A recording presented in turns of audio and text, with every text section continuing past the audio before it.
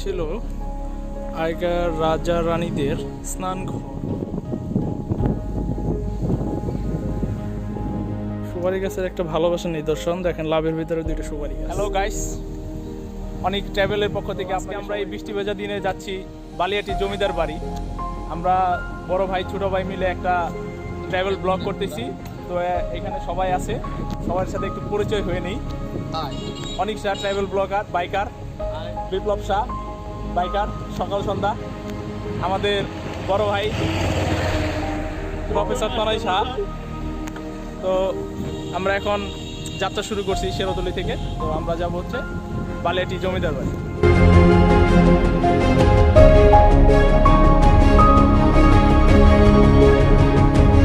প্রিয় দর্শক, সবাইকে স্বাগতম আমাদের নতুন আরও একটি ভিডিওতে। তো ভিডিও শুরু করার আগে আপনাদের কাছে একটি রিকোয়েস্ট, আমাদের চ্যানেলে আপনি নতুন হলে চ্যানেলটি সাবস্ক্রাইব করুন এবং ভিডিওতে লাইক করুন। প্রিয় দর্শক, আমার বন্ধু আপনাদের শুরুতেই জানিয়েছে যে আজ আমরা যাচ্ছি বিখ্যাত সেই বালিয়াটি জমিদার বাড়ি। তো দর্শক, আমরা যাত্রা শুরু করি কালিয়াকুরের বলিয়াদি হতে প্রায় সকাল 8টার দিকে। যাত্রাপথে আমাদের দুই পাশের রাস্তা খুবই সুন্দর, মনোমুগ্ধকর ছিল, আর রাস্তাগুলো খুবই অসাধারণ। বালিয়াটি জমিদার বাড়ি ঢাকা বিভাগের মানিকগঞ্জ জেলার সদর থেকে আনুমানিক 8 কিলোমিটার পশ্চিমে সাটুরিয়া উপজেলায় বালিয়াটি গ্রামে অবস্থিত।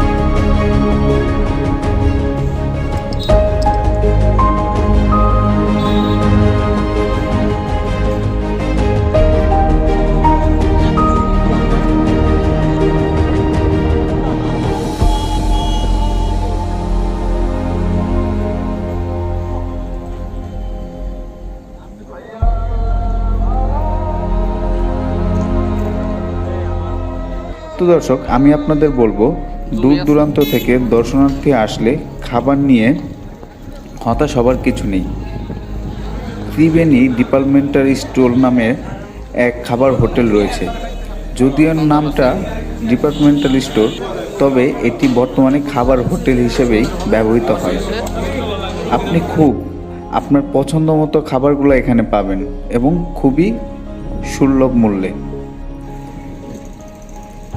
প্রিয় দর্শক, বর্তমানে জমিদার বাড়ির প্রবেশ মূল্য 20 টাকা, এবং আপনি বা আপনাদের পার্সোনাল গাড়ি কিংবা বাইক রাখতে চাইলে তার জন্য এক্সট্রা টাকা দিতে হবে।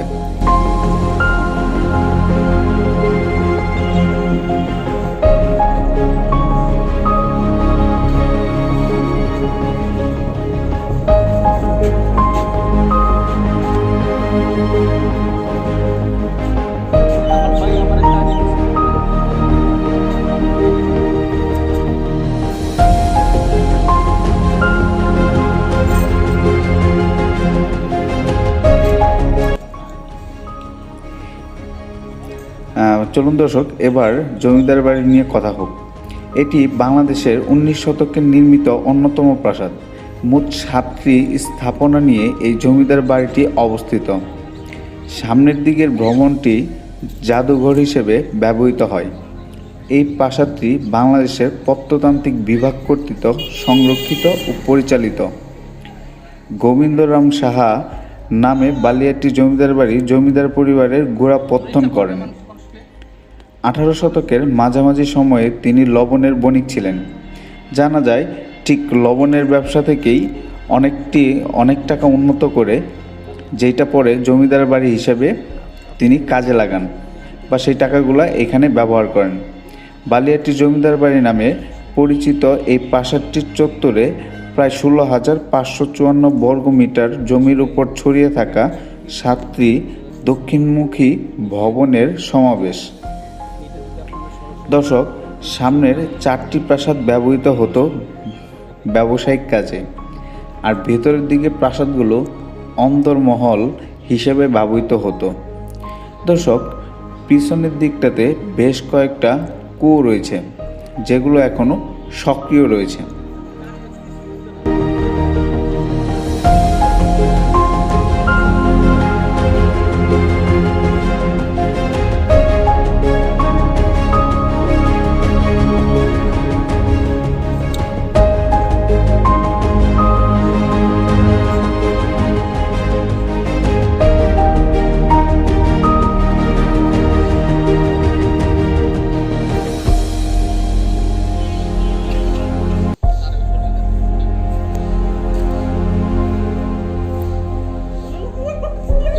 গেল।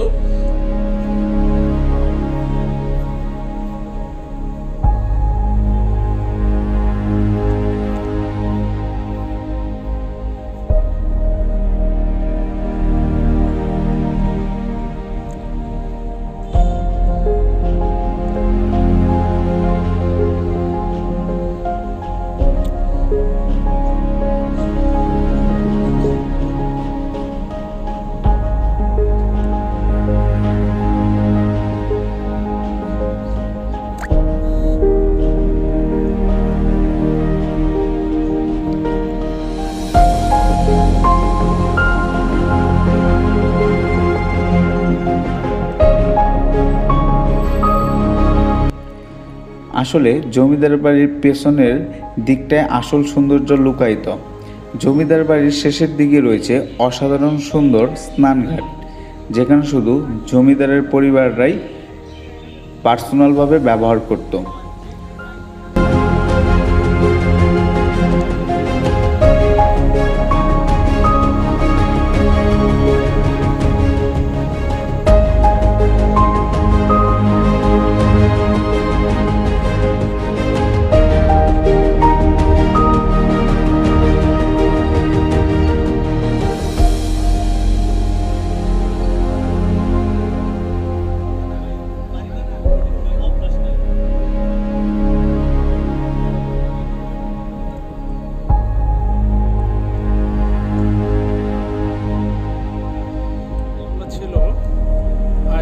রাজা রানীদের স্নান ঘর, বাথরুম।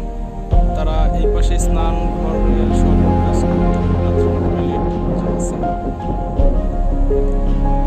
ইতিমধ্যে বৃষ্টি এসে গেল, আবার মেঘলা আকাশ। তো আপনারা ভিউটা দেখতে পাচ্ছেন। ওই পাশে জোড়া ঘাটলা আছে, ওই পাশে একটা সিঙ্গেল, আবার ওই পাশে দুইটা, মোট ঘাটলা আছে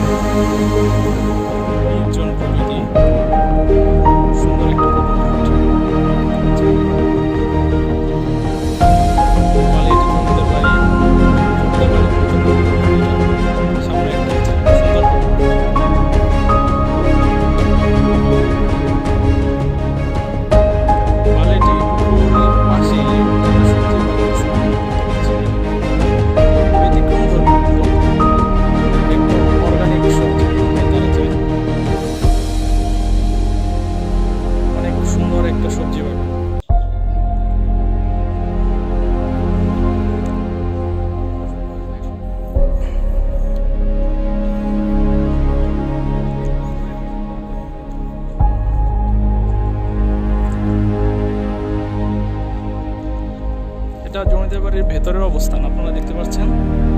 ভিতরে পুকুরের পাশে একটা সবজি বাগান আছে, বেল গাছ এবং অন্যান্য গাছও আছে, ওষুধি গাছ।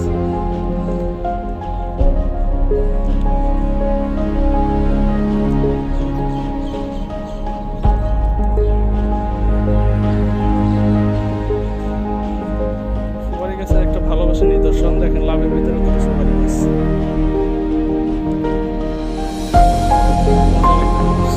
Thank you.